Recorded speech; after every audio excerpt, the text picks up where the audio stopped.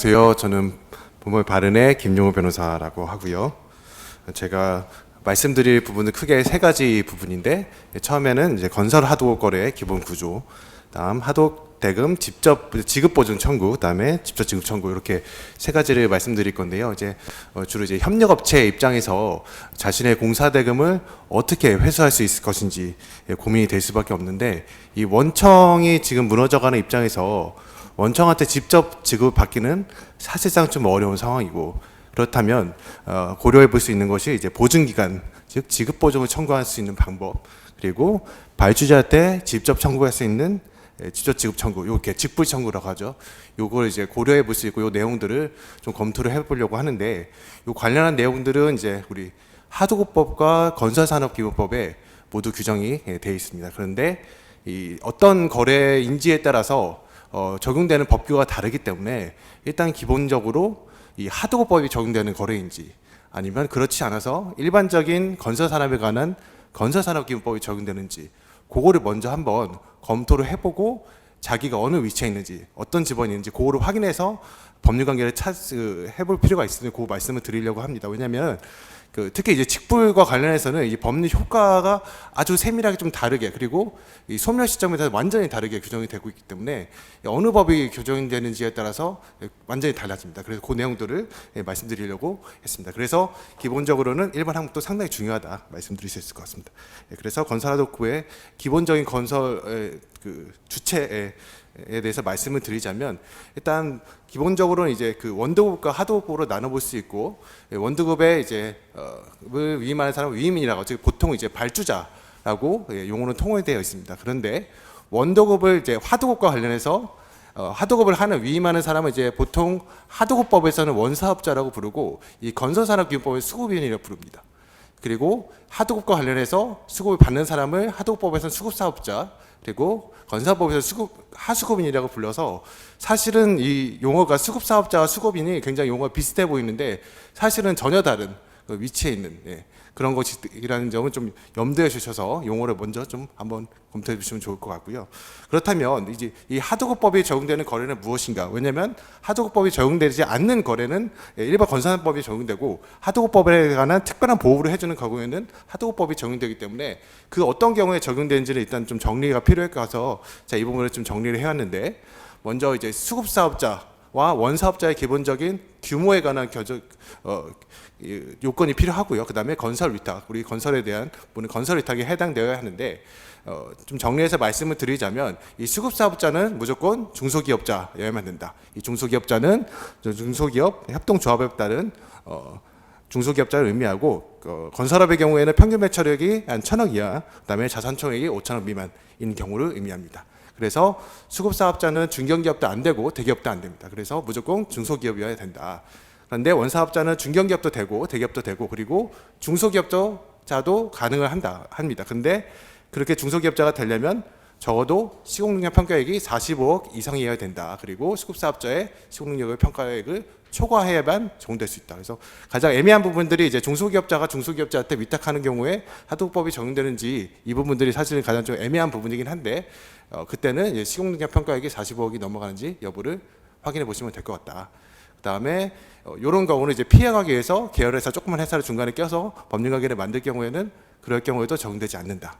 세 번째 내용이고, 마지막은 이제 공정위에서 1년에 한 번씩 공시하는 이 상호출자 제한기업에 포함이 된다고 하면 규모와 관계없이 무조건 원사업자가 되고, 규모와 관계없게 무조건 수급사업자가 될 수 없다. 이렇게 정리를 하시면 될 것 같습니다.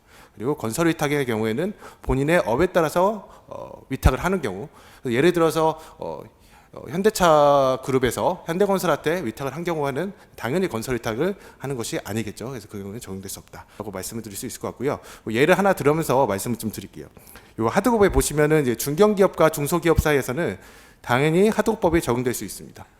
하지만 중소기업과 중소기업자 사이에서는 마찬가지로 하도급법이 적용될 수 있습니다. 어떤 경우에 최근 시공능력 평가액이 40억 이상이고 원사업자가 더 큰 경우에는 적용될 수 있습니다. 반면에 이 원두급 관계를 보면, 이 대기업이 중견기업한테 원두급하는 경우에 당연히 하도급법이 적용될 수 없고요. 다만 대기업이 중소기업한테 위탁을 하는 경우는 적용될 수 있습니다. 이 하도급법은 법령 자체가 이제 하도급 거래라고 하지만 실질적으로는 이 하도급 거래에 국한하지 않고 이 규모 원두급에서도 적용될 수 있다는 게 우리 대법원 판례의 입장이니까 이런 전체적 입장을 정의하시면 되고, 다만 이 모든 법에는 다 건설산업기준법이 중첩적으로 적용될 수 있습니다. 다만 하도급법과 건설산업기준법이 서로 어긋나는 경우에는 하도급법이 우선적으로 적용되는 거고, 뒤에서 보신 이제 직불의 효과 이런 부분들이 사실은 그 대표적인 예에 해당하고 나머지 부분들은 중복적으로 적용된다, 이렇게 하시면 될 것 같습니다.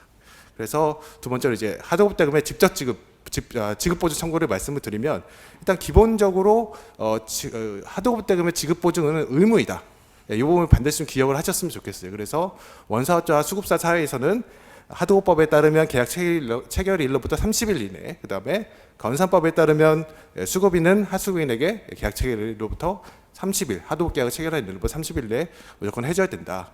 그런데 원두급 관계에서는 기본적으로 의무는 아니지만 수급인이 발주자에게 계약이행 보증을 해줬다면 그때는 해줘야 된다라고 약간은 달리해서 규정을 하고 있습니다.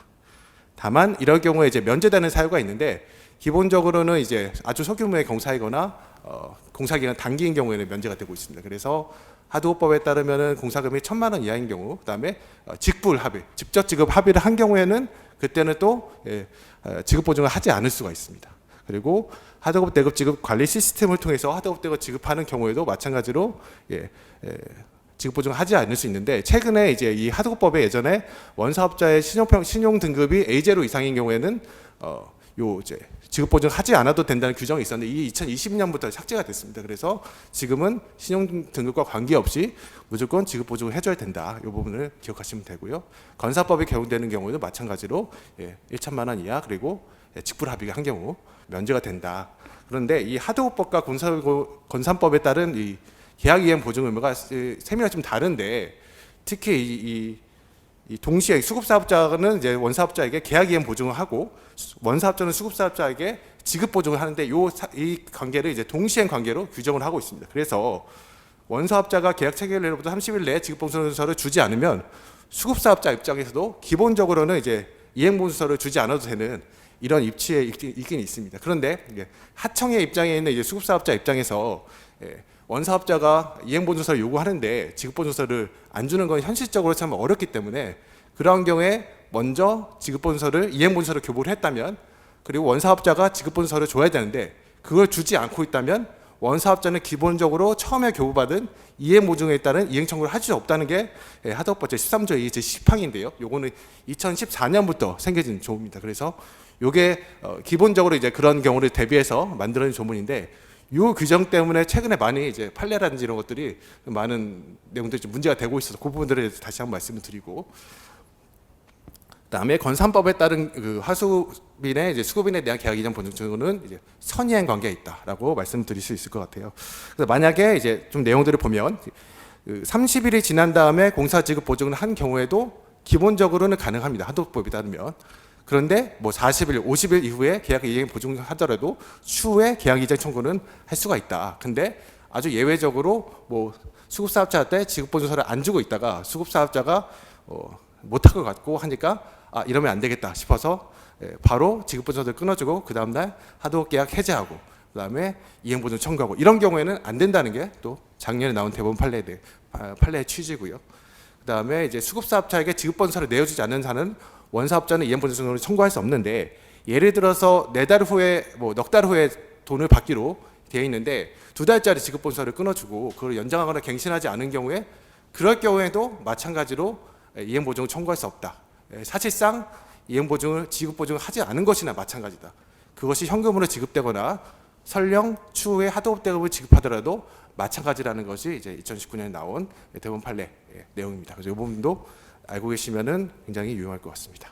그래서 지급보증 사유는 여러 가지 사유가 있고요. 대부분 이제 지급보증할 수 있는 아까 말씀하신 이제 워크아웃이라든지 파산 등등 여러 가지 사유가 있어서, 이럴 경우에 이제 보증기관에 가서 보증금액을 청구하시면 될 것 같고요.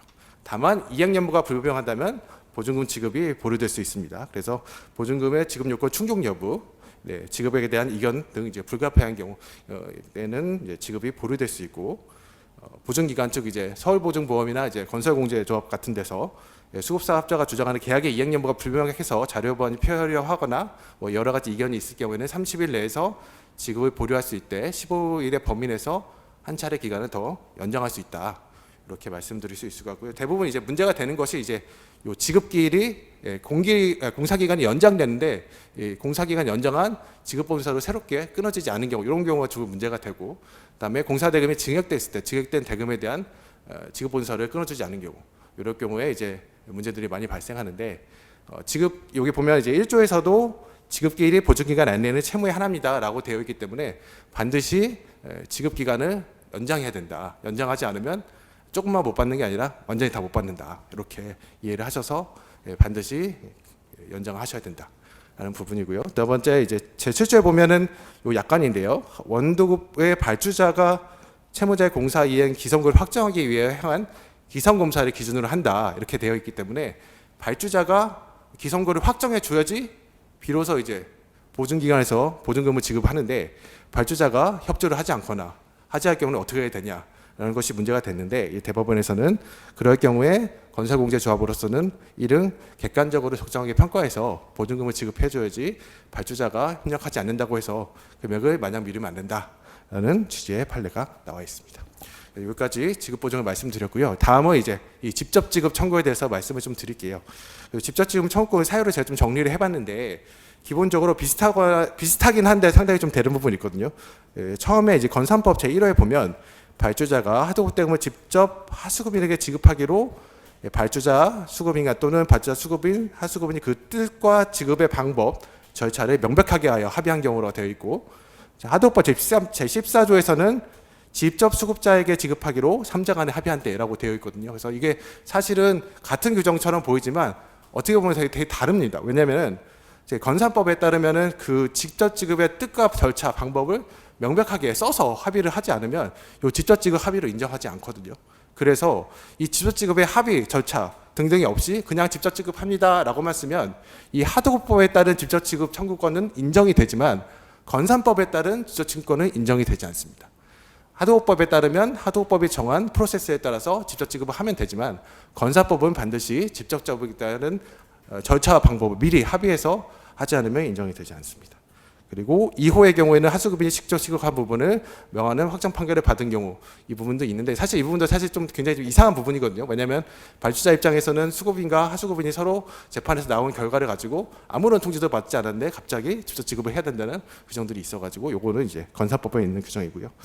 그 다음에 이제 2회 이상 직접 지급을 요청한 경우, 그 다음에 파산 등 지급불능 상태에 있는 경우, 요게 문제가 되겠죠. 그 다음에 하도급 대금을 지급 보증을 하지 않고 직접 지급을 요청한 경우, 이런 경우가 이제 규정이 되어 있습니다. 그래서 이 중에서 이제 지급 불능 사유라고 하면, 우리 대법원은 기본적으로는 지급 불능은 채무자가 변제 능력이 부족해서 즉시 변제할 채무를 일반적 계속적으로 변제할 수 없는 객관적인 상태를 의미한다라고 이렇게 일반적인 규정들을 하고 있기 때문에, 구체적으로 좀 따져보면 수급인이 자금 사정이 어려워 사실상 공사대금 지급이 어렵다, 뭐 이 정도 사유로는 사실상 지급 보증으로 보기에는 조금 어려워 보이고요. 다만 이제 국세를 체납하고 있다, 이것만으로도 사실 좀 부족합니다. 그런데 이제 건설업 등록과 말소가 됐다는 사정만으로도 마찬가지인데, 뭐 예를 들어서 폐업 후 건설업 등록이 말소되었다든지, 뭐 회생 절차가 개시됐다든지, 뭐 이런 부분들은 지급 불능에 해당할 수 있겠죠. 워크아웃 절차가 개시됐다, 기초법에 따른, 요거는 글쎄요, 그 우리 판례를 보면 하우스 판례 중에 워크아웃 그 자체가 도급계약에 정한 파산 지급불능 청산에 해당되지는 않는다라는 그런 하급시험 판례가 존재하긴 하는데, 그렇다고 이걸 너무 일반적인 규정으로 보기엔 좀 어렵고, 구체적으로 좀 따져봐서 경우에 따라서는 가능할 수 있다라고 말씀을 드릴 수 있을 것 같아요. 그리고 이 금액을 현금으로 지급하는 경우도 있지만, 전자어음이나 아니면 외상매수채권 담보채권 담보대출로 지급하는 경우도 있는데, 특히 이 전자어음으로 지급하는 경우에 지급불능은 전자음에 대한 지급이 거절된 경우가 있겠죠. 근데 공사대금 지급에 가름해서 어음이 교부되고 공사대금 채권을 소멸했다는 주장을 하는 경우가 있었는데, 그러니까 공사대금 지급에 가름해서 어음이 교부됐으니까 공사대금은 소멸했고 그래서 지급불능은 될 수 없다, 이런 주장은 인정되지 않았습니다.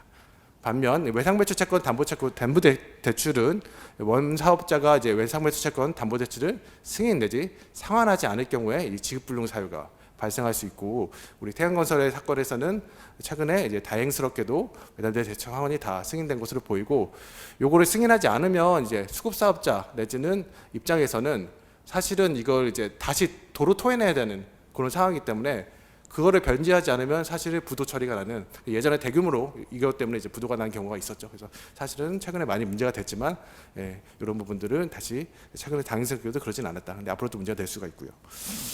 그래서 이제 다음으로 이제 채무관계 소멸에 대해서 말씀을 좀 드릴게요. 그래서 언제 지급청구권이 발생하고 소멸하는지 보면, 이 하도법상 직접지급 청구권은 성립만 하면 그 즉시 채무관계가 소멸합니다. 그걸 하도법 제14조 2항에서 규정하고 있고요.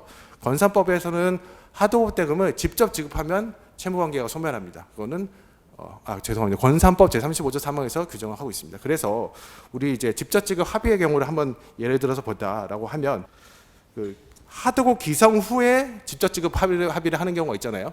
중간에 합의를 할 경우에, 그러니까 중간에 일단 지어놓고 그다음에 합의를 하는 경우에는 직접 지급 청구권은 합의 시에 발생해 하고, 그 합의 시 직접적으로 바로 그 즉시 소멸한다. 하도급법이 적용되는 거래라면.